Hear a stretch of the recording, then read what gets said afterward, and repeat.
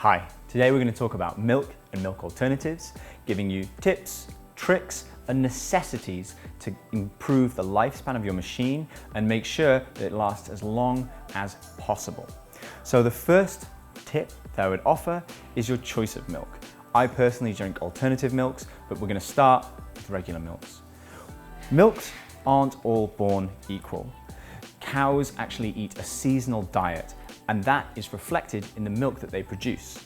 This means that whenever you buy milk seasonally throughout the year, it will change in how it reacts when heated, but also its flavors and the basic structure of the milk as a whole. This shouldn't bother you too much, and the way that we would look to bypass this is by either buying full-fat organic or a filtered milk alternative. So the reason for both of these, in the case of organic, there's a number of standards and procedures in place to be a part of the organic certification program, which mean that this has to be a stable product year round. It still will be a seasonal product, but that will be far less than in other milks, which can really be badly affected at different times throughout the year. In the case of the filtered, because it's so heavily filtered, it means that it's far more consistent all year round. And this is great whenever you're practicing latte art, because it just ensures that the milk that you use is the same every time, and the skills that you develop are consistent from drink to drink. The next, and this is probably the biggest pet peeve of mine whenever training people to be baristas, but also from home users, cleaning your steam wand. To try and help explain this to you, we're going to steam some milk on both systems. I'm going to leave one with milk on the steam wand for about 30 seconds, and on the other, I'm going to wipe it directly afterwards.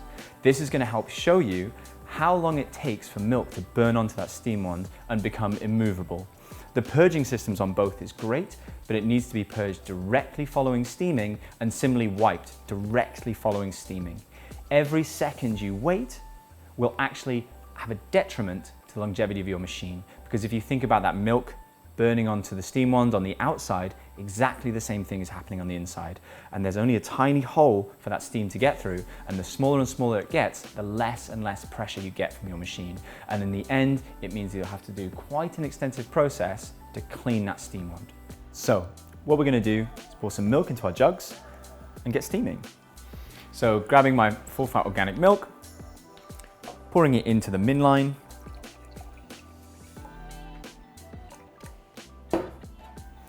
the settings that we recommend for full-fat milk are on the Bambino, heat setting 2 and froth setting 1. This will just get you that beautiful, smooth creaminess that you'd expect from a flat white. And if, for example, you're using alternative milks, we would recommend heat setting 1 and froth setting 2. So as we're using regular milk, we're gonna get started. So lifting this up, putting it down, and starting off our steaming process.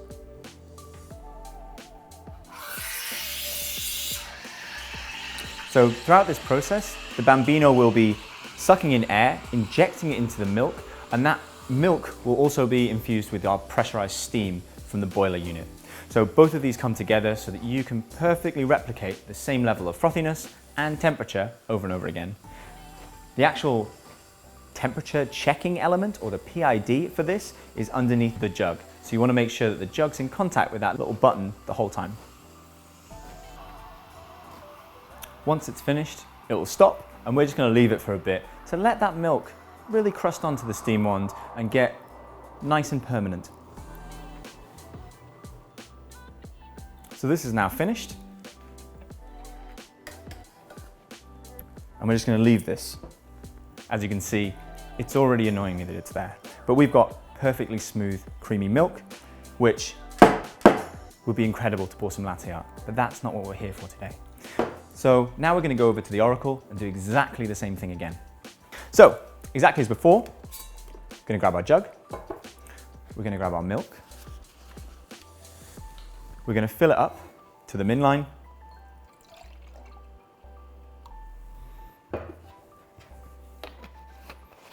and now for the settings. So for regular milk, we would recommend, and thanks to the 1 degree accuracy of the Oracle Touches steaming system, we would recommend 62 degrees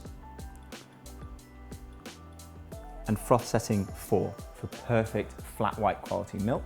but obviously you can customize this exactly to your taste, as you can do with the Bambino. So we've got our settings put in, lift it up, put it down, and start our steaming. On this one we can see as the temperature rises, and we can also look in the jug.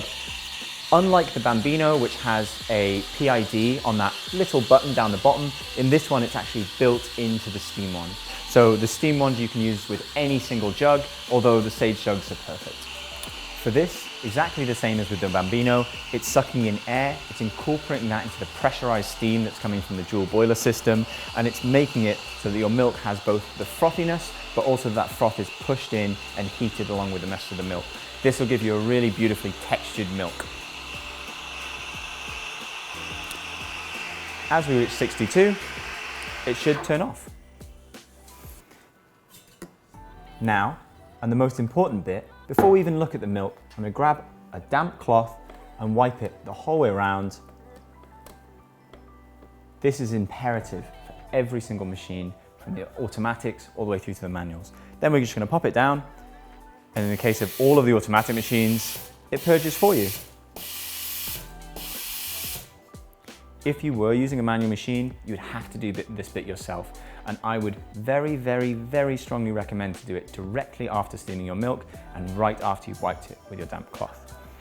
So here we have two beautifully textured milks, both done automatically, but they could just as easily be done manually. And we're gonna see on this one, it's already clean.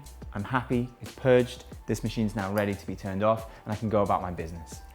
This machine we're gonna come back to. As we can see, even the Bambino doesn't want me to be doing this to it.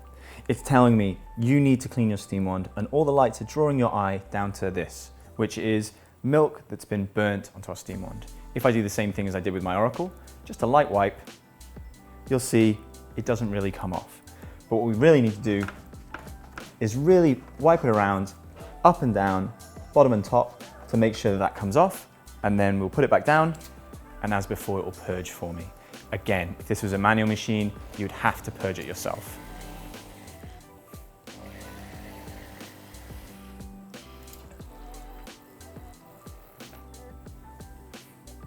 So, we've talked through some of the most important things to remember whenever you're using a milk steaming system on any machine, but especially Sage machines. That is, use some really nice milk. Don't be afraid to buy a little bit more expensive organic milk or filtered, because it will give you a far better taste in the cup. We've also shown you the various settings on the machines. These will also be in the description of the video, so you can see for every single Sage machine in the automatic range how we recommend to use the settings to get the cup that you really want.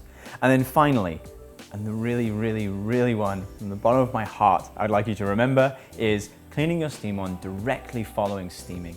Even though it does automatically purge on the automatic machines, you still need to wipe it and ensure that that's purged. Otherwise, you'll have old, gross milk in your machine, which will reduce the pressure over time, and you'll be incorporating that old milk back into your drinks over and over again. So I can't stress enough, please do clean your steam wand directly following steaming your milk on the automatic and on the manual machines. Thanks so much, and hopefully you make some incredible coffees in the future.